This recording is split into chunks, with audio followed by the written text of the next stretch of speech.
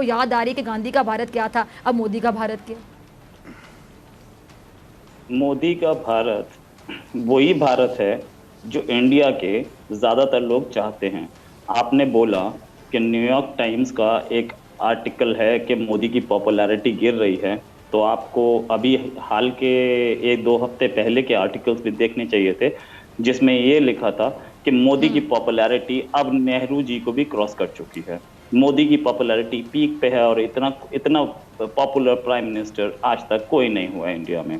Secondly, Covid case में जो आपने बोला कि जमात को ब्लेम किया जा रहा है, तो ऐसा तो ब्लेम पाकिस्तान की तरफ से भी आया है ना कि जमात ने फैलाया है। आपके यहाँ के लोग भी बोल रहे हैं, और जमात के लोगों को पता था कि कोविड है, कोरोना की सिचुएशन खराब है, उसके बाद भी जमात के लोगों की टेस्टिंग नहीं करवा रहे थे। साद जी जो हमारे जमात के चीफ हैं, वो उन्होंने टेस्टिंग नहीं करवाई, उन्होंने लोगों को जाने नहीं दिया, जबकि सेक्शन 144 लग चुकी थी कि 5 आदमी से ज्यादा एक जगह नहीं हो सकते। उसके बाद भी उन्होंने मरकज में उन्हें रखा और वहां से लोग निकले तो इंडिया के कोने कोने में फैला। जहां जहां जमात के लोग गए वहां वहां ज्यादा फैला। जमात की लेटेस्ट फिगर्स तो अभी तक नहीं है हमारे पास, लेकिन मैं 1 महीने पहले की फिगर बताऊं तो 30% जो केसेस थे वो जमात से रिलेटेड थे। तो ऐसा अगर आपको लग रहा है कि इंडिया जबरदस्ती ब्लेम कर रहा है, तो इन फिगर्स को तो कुछ नहीं किया जा सकता। जहां पे जमात के लोग गए, तमिलनाडु, महाराष्ट्र हॉटस्पॉट बन गया। 1/3 केसेस महाराष्ट्र से। तमिलनाडु में लाख टच कर, सॉरी 10,000 टच कर गए, है ना। दिल्ली में 10,000 क्रॉस कर गए। ये सिचुएशन जहां जहां जमात के लोग गए वहां सिचुएशन बढ़ी। जम्मू एंड कश्मीर, वहां जमात के लोग गए, वहां पे जमात के एक आदमी की डेथ भी हो गई। और ये पता कैसे लगा कि ये जमात से हो रहा है? तो 3-4 केसेस जो थे उनकी जब हिस्ट्री देखी गई तो पता लगा कि वो सारे के सारे मरकज बिल्डिंग से निकले थे। तब मरकज बिल्डिंग पर रेड डाली गई, तब ये सारे। अच्छा रोहित, लेकिन किसी भी बीमारी को, किसी भी वबा को किसी एक दीन के साथ, रिलीजन के साथ, जो आपके यहाँ माइनॉरिटीज में, लेकिन बड़ी तादाद में वो माइनॉरिटी मुसलमान वहाँ पे मौजूद है, उनके साथ मंसूब कर देने ज्यादती नहीं है, कमअक्ली नहीं है, जहालत नहीं है? बल्कि इसका जवाब मैं औलिया मकबूल साहब आपसे लेती हूँ। रोहित, मैं आपकी तरफ दोबारा आती हूँ जी। औलिया साहब, आपने रोहित की गुफ्तगू भी सुनी, रोहित का जवाब दिया गया कि नहीं जहालत नहीं। आप कैसे देखते हैं इस पूरी सिचुएशन को? देखें, एक तो रोहित साहब का बयान है और उसके साथ तबलीगी जमात की सूरत हाल है, उसके ऊपर पूरी दुनिया का प्रेस है, पूरी दुनिया का प्रेस है। उस दुनिया के प्रेस के अंदर और जो इस वक्त सोशल मीडिया के ऊपर, बल्कि आम इवन नॉर्मल मीडिया के अंदर जो फुटेजेस चल रही हैं, और जिस तरह पूरी इंडिया के अंदर उस पूरे के पारे मुद्दे को लेके और एक एक मुसलमान के चेहरे को देख के पूरा बस्ती जो है वो खड़ी हो जाती है कि कोरोना आ गया है, उनसे सब्जी लेने से उनसे बाइकाट किया जाता है, उनके साथ कारोबार से बाइकाट किया जाता है, उनको बाकायदा मलाइन किया जाता है, उनको बाकायदा गालियाँ दी जाती हैं, उनको बाकायदा थप्पड़ मार। आप मुझे ये बताइए कि क्या कभी ऐसा हुआ है कि एक जो कोरोना वायरस है वो पर्टिकुलरली एक रिलीजन को हिट करता हो? और आज इंडिया के आप फिगर्स उठा लें, उनमें से कितने हैं इस वक्त जो मुसलमान हैं जो उसका शिकार है?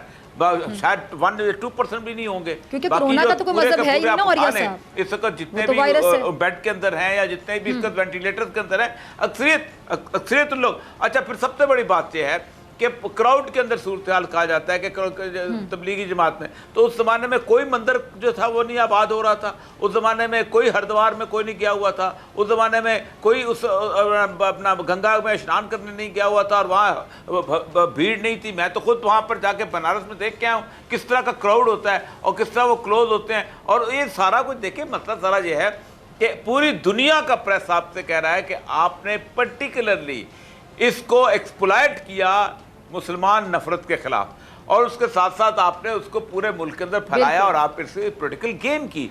और ये गेम जो है ये आज की नहीं है। देखिए 1920 से ये गेम चली आ रही है कि जब राजा राम मोहन राय के ज़माने के अंदर वो शुद्धि की और संगठन की तहरीकें चली थी और कहा गया था कि हमने इनको शुद्ध करना है, और संगठन वाले कहते हैं हम लेके आने हैं। और उसके बाद इतना मोटा प्लेटफॉर्म खड़ा, दो कौमी नज़रिया जो है ये तो मुसलमानों ने के तो दिमाग में बड़ी बाद में आया। दो कौमी नजरिया सबसे पहले तो सावरकर और गोलवारकर ने अपनी हिंदुत्व किताब में पेश किया था।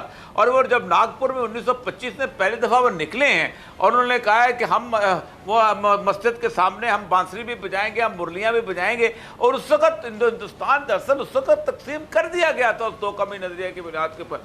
आज का हिंदुस्तान बिल्कुल मुख्तलिफ है 1947 के उस हिंदुस्तान में जिनमें इन मुसलमानों को जब वहां आज रह रहे हैं उनको ख्वाब दिखाया गया था कि तुम यहाँ रह जाओ, हम तुम्हें एक सेकुलर एनवायरनमेंट देंगे। मैं आपको एक बात बताऊं कि 3 करोड़ मुसलमान थे वेस्ट पाकिस्तान में और 1.5 करोड़ मुसलमान, 1.25 करोड़ थे जो इंडिया के अंदर रह गए थे। अगर उनको पता होता कि हम मोदी जैसे हिंदुस्तान में आते हैं जहां 10 लाख पंजाब से हिजरत किए थे, ये भी हिजरत कर जाते।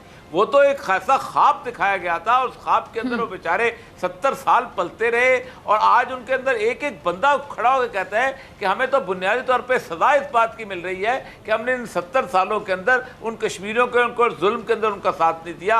हमने किसी और जगह अहमदाबाद के 69 में पहला फसाद अहमदाबाद के अंदर हुआ है, 69 के अंदर, और उसके ऊपर वो जाके खुशवंत सिंह ने जो एंड ऑफ द इंडिया किताब लिखी है उसने पूरी तफसील दी है। उसने कहा मैं तो हैरान रह गया हूँ कि खौफ से बोलता कोई नहीं था मुसलमान। 69 और उस वक्त कांग्रेस की गवर्नमेंट थी, बाद में बीजेपी है। तो ये तो फेस है आपकी अकलियत 25 करोड़ जिसको कहते हैं बहुत बड़ी अक्सरियत होती है किस्म की। 22 करोड़ लगा लो यार, 20 करोड़ लगा दो, 20 करोड़ के 6 मुल्क बनते हैं मुसलमानों के, 10 मुल्क बनते हैं दुनिया के अंदर। उस मुल्कों की अकलियत अगर इतनी खौफजदा हो, आप खुद बताएं कि क्या, तो इसका मतलब यह है कि डेमोक्रेसी जो है ये डेमोक्रेसी नहीं, it's a tyranny of majority. ये अक्सरियत की आमरियत है और अक्सरियत की आमरियत से बुरी कोई चीज ही नहीं होती। बिल्कुल सही, बिल्कुल ऐसे ही है। और वो अक्सरियत जो आरएसएस की सोच को ही रिप्रेजेंट कर रही है, प्रैक्टिकली नज़र आ रहा है। जनरल राज कादियान साहब आपकी तरफ आना चाहूँगी। औरिया मकबूल जान साहब की भी गुफ्तगू आपने सुनी और आपके जो हम वतन रोहित शर्मा सीनियर सहाफ़ी हैं वहाँ पे, आपने उनकी गुफ्तगू भी सुनी। अब मुझे बता दीजिए कि आप अक्सर मेरे प्रोग्राम में आते हैं और बड़ी अच्छी बात करते हैं, आप बैलेंस बात करते हैं, लेकिन जहाँ बात होती मोदी की पॉलिसीज़ की, माइनॉरिटीज़ को दबाने की, उन पर जुल्म करने की, तो वहाँ पर आपका एक जवाब होता है कि बड़ा देश है फ़िज़ा, यहाँ पर ऐसा चलता रहता है। अब भी आप ये कहेंगे कि बड़ा देश है तो वहाँ पर चूँकि वो बड़ा देश है तो बड़े देश में ऐसी छोटी छोटी हरकतें होती रहेंगी जिनको आम अल्फाज में मैं तो अनएथिकल ही कहूँगी। डॉक्टर फिजा, सबसे पहले मेरा आपको, आपके पैनलिस्ट को और देखने वालों को नमस्कार और अस्सलाम वालेकुम। मैं आपके सवाल पर आने से पहले 2 बातें कहना चाहूँगा। एक तो मैं उम्मीद जो हमेशा जाहिर करता हूँ कि हम तो पड़ोसी मुल्क हैं जिनमें बहुत सारी सिमिलैरिटीज है, लैंग्वेज की, खाने की, रहन सहन की, कल्चर की। हम क्यों नहीं दोस्ताना तरीके से रह सकते? कोई वजह होगी, हमें उसकी तरफ जाना चाहिए। दूसरी मेरी एक मशवरा आपके चैनल को, आपने इस प्रोग्राम का नाम रखा पाकिस्तान भारत टाकरा। अगर आपका नाम ही टाकरा है तो आप चाहते हो मुठभेड़ हो, कि कोई समझबूझ की बात ही नहीं हो। मेरा मशवरा आप इसको बदल ले, बातचीत, गुफ्तगू, कुछ मिलना जुलना ऐसा नाम सोचे, वो तो आपका काम है। अभी मैं आपको सबसे पहले ये बता दूं कि भारतवर्ष ना गांधी का था ना मोदी का है, ये भारतवासियों का है, ये आवाम का देश है। डेमोक्रेसी में सही मायने में यही होता है और यही है। दूसरा, आपने तबलीग के बारे में बहुत शोर किया। देखिए, जिसने भी कानून बात करी और ये सब इन्होंने भारत टाकरा के हवाले से जो बात की राज कादियान साहब ने, इसका जवाब मैं आपसे लूंगी। पाकिस्तान और भारत जब आमने सामने होगा, ये कह रहे हैं जी गुफ्तगू इसका नाम रखें, जो भी नाम सजेस्ट कर रहे हैं। जब आप लोगों से कोई भी सवाल पूछते हैं, आप बदले में उस बात को मानते ही नहीं जो हकीकत होती है। नरेंद्र मोदी वहाँ पे जुल्म कर रहे हैं, तशद्दुद कर रहे हैं। कश्मीर के साथ आप लोगों ने क्या किया? कश्मीर आप लोग कैसे कह सकते हैं कि आपने वो आर्टिकल के हवाले से क्या डिसीजन लिया? आपके पार्लियामेंट में ऐसे डिसीजन लिए जा रहे हैं, तो फिर आप कहते हैं कि आपसे गुफ्तगू कैसे की जा सकती है? आप जो करते हैं वो भी नहीं मानते हैं, जो गलत करते हैं उसको भी आप सही कह देते हैं, जो गलत होता है कहते बड़ा देश होता रहता है। और ये सब आपसे, इसका मैं जवाब लूंगी जब आपकी बारी होगी। आप जरा पॉइंट ज़हन में रखिएगा। अब जनरल साहब आप अपनी बात को कंटिन्यू कीजिए। डॉक्टर फिजा, आपने हकीकत की बात, ब्रिगेडियर अमजद की तरफ आती हूँ। बदकिस्मती है कि आप हर हकीकत को मजहब की नजर से देखते हो। अगर एक 12 साल का लड़का कश्मीर में मर जाता है, कोई भी मौत होती है, अफसोस की बात है, बच्चा मरता है और भी आप जनरल साहब, लेकिन बच्चे हमारे बाकी भी मुल्क में मरते हैं। मैं 1 मिनट रुक जाइए आप। आपको पहलू हमारे यहाँ मेजोरिटी मुसलमानों की है, लेकिन आप कभी नहीं सुनेंगे कि यहाँ पे हिंदू हैं वो परेशान हैं, या यहाँ पे कोई अगर क्रिश्चियन है वो परेशान है, कोई माइनॉरिटी में वो परेशान है। नहीं, ऐसा बिल्कुल भी नहीं है। आपके यहाँ वीडियोस भी बन रही हैं, सोशल मीडिया का दौर है, अब तो कुछ छुप भी नहीं सकता। आपका टीवी चैनल कंट्रोल किया जाता है रॉ की जानिब से, आपके टीवी चैनल को बीजेपी गवर्नमेंट कंट्रोल करती है, नरेंद्र मोदी से डिक्टेशन ली जाती है। अर्नब गोस्वामी क्या करता है वहां पे बैठ के, उसका भी आगे जाके जिक्र करूंगी आपके यहाँ। लेकिन सोशल मीडिया तो आजाद है, आपका सोशल मीडिया पे क्लिप्स आ जाते हैं, वायरल हो जाते हैं, हमें पता चल जाता है कि वहां पे क्या चल रहा है। भला हो सोशल मीडिया का। आप कैसे कह सकते हैं कि मजहब की बात हम लोग करते हैं? मजहब की बात को बुनियाद बना के इंडिया में जो कुछ हो रहा है वो सबके सामने है, उसको भी आप डिनाई कर सकते हैं? जनरल साहब कहते हैं कि वो वीडियोस भी गलत हैं। आपका ये ख्याल कि भारत का मीडिया बीजेपी के कंट्रोल में, ये गलत है। जो इमेज हमारे मीडिया वाले दिखा रहे हैं वो इंडिपेंडेंट मीडिया ही दिखा सकता है।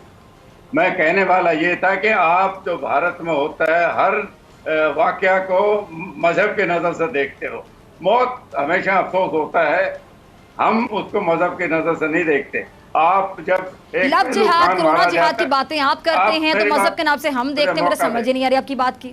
डॉक्टर फिजा मौका दे मुझे। जी जी। आप पहलू खां को मारा जाता है, चलिए आप अपनी बात कंप्लीट करें, जवाब में ब्रिगेडियर अमजद से लूंगी। हमारे एक मिनट, दो साधु मारे गए जो हिंदू थे, वो आप जिक्र नहीं करेंगे क्योंकि वो मुस्लिम नहीं है। मैं आपको बता दूं, भारत में मुस्लिम, क्रिश्चियन, सिख बड़े खुश हैं। एक आपको वाकया मैं बता देता हूं, हमारे जो सबसे बड़े क्रिटिक हैं, जो सरकार के क्रिटिक हैं, वो हैं ओवैसी, जो पॉलिटिशियन भी हैं। एक बार एक प्रोग्राम में पाकिस्तानी ने सवाल पूछा था, उन्होंने कहा कि भारत के मुस्लिम खुश नहीं, उन्होंने उसको चुप कराया कि हमने अपना फैसला 1947 में लिया था, हम बड़े खुश हैं, आप अपने मुस्लिम की बात कीजिए। आपने अपने आप को पूरे मुस्लिम समाज का एक नुमाइंदा बना रखा है, और तो कोई नहीं मानता। लेकिन पाकिस्तान के हुक्मरान कहते हैं कि हमें मुस्लिम वर्ल्ड के लीडर हैं। आपने तो मलेशिया में भी OIC के बदले में एक नई ऑर्गेनाइजेशन टर्की मलेशिया से मिलकर खड़ी की थी। जब आपको डांट पड़ी सऊदी अरेबिया वगैरह से तो आप चुप हुए थे। तो आप ये नुमाइंदगी रहने दो, अपने आपके मुल्क में क्या मसले हैं, हमारे मसले क्या है उनको छोड़ दो, हम सब जा लेंगे। अच्छा ब्रिगेडियर साहब